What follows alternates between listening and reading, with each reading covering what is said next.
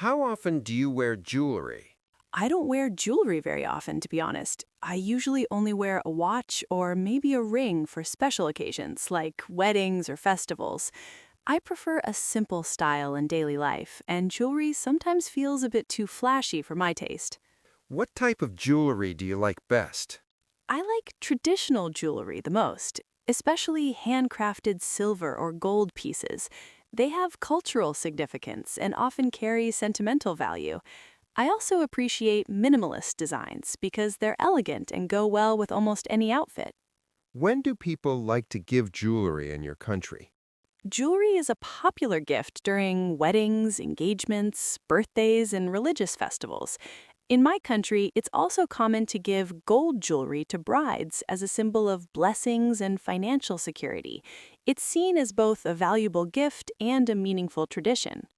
Have you ever given jewelry to someone as a gift? Yes, I once gave a bracelet to my sister at her graduation. I wanted to give her something memorable and personal. It wasn't too expensive, but she really appreciated the gesture because it showed that I had put some thought into the gift. How interested are most people in your country in science? It really varies. Some people, especially students and professionals in the tech or medical field, show a strong interest in science. But on the whole, I'd say the general public isn't deeply engaged unless it directly affects their lives, like during the pandemic. From my perspective, science is often seen as too complex, so people avoid it unless it's made simple and relevant. How do you think children today might be better at science than their parents? That's a good point. Children today have access to better resources, online videos, interactive apps, and modern school labs. Also, science is taught in a much more engaging and practical way now than in the past. In contrast, their parents probably learned from textbooks alone. For example, kids can now simulate chemical reactions on a tablet, which helps them grasp concepts faster and with more interest. How do you suggest the public can learn more about scientific developments? I think science needs to be made more accessible and relatable. Public lectures, science podcasts, documentaries, and short explainer videos on social media can all help. Schools and libraries can also organize science fairs or community talks. One great example is the TED platform. It makes scientific ideas easy to understand for people from all backgrounds. What do you think are the most important scientific discoveries in the last 100 years? That's a big question, but I'd say the discovery of antibiotics, the development of the internet, and the mapping of the human genome are among the most important. Antibiotics revolutionized medicine, saving millions of lives.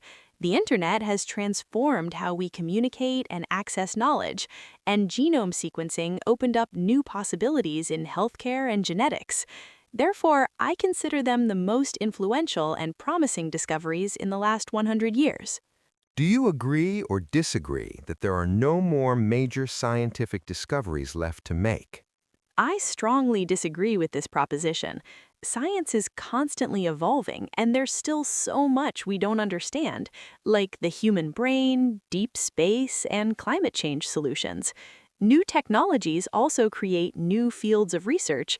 Who would have imagined things like quantum computing or CRISPR, which stands for Clustered Regularly Interspaced Short Palindromic Repeats, and revolutionary gene editing technology, derived just a few decades ago? There's definitely more to come. Who should pay for scientific research, governments or private companies?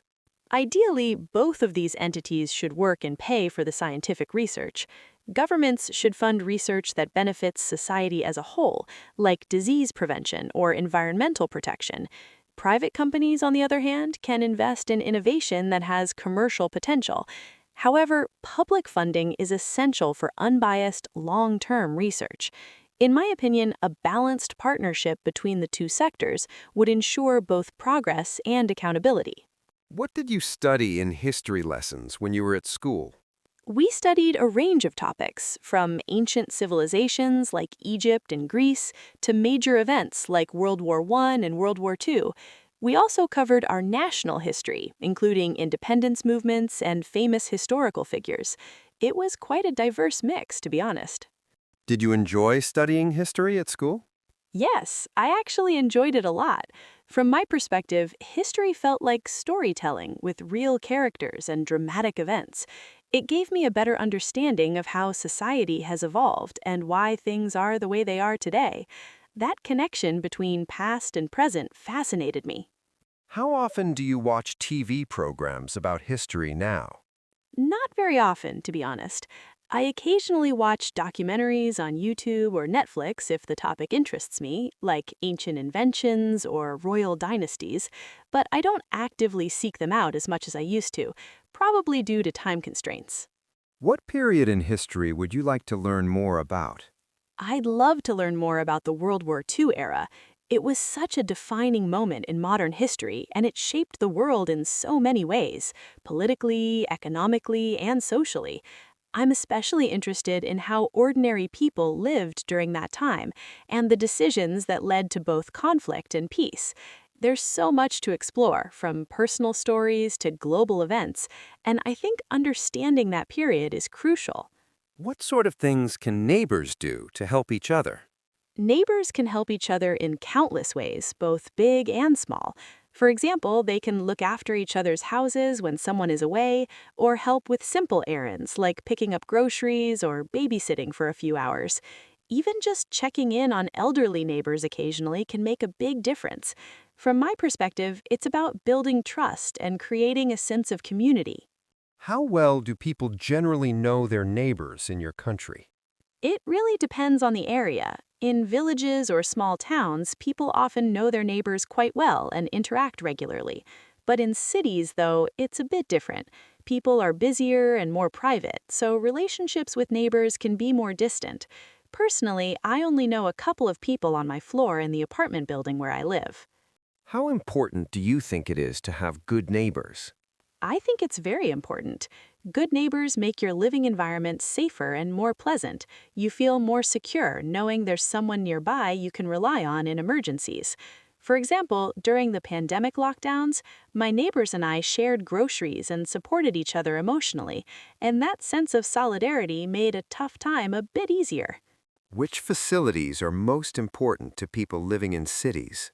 I'd say public transport, healthcare services, and educational institutions are at the top of the list.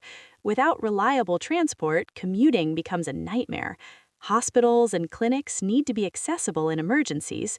And of course, schools and universities are crucial for families. Green spaces like parks are becoming more important for mental and physical well-being in city life.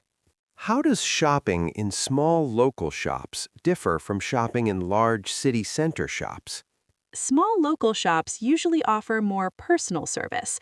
You might know the shopkeeper by name, and they often remember your preferences. Prices might be a bit higher, but there's a sense of community. On the other hand, large city center shops offer variety, discounts, and a more modern shopping experience. So it's a trade-off between convenience and connection, really. Do you think that children should always go to the school nearest to where they live? Not necessarily. While it's practical and reduces travel time, the quality of education should be the top priority. If the nearest school isn't good enough, parents should definitely consider other options. That said, walking to school and living near classmates has social and safety benefits. It really depends on what's available in the neighborhood and parents' expectations of a school.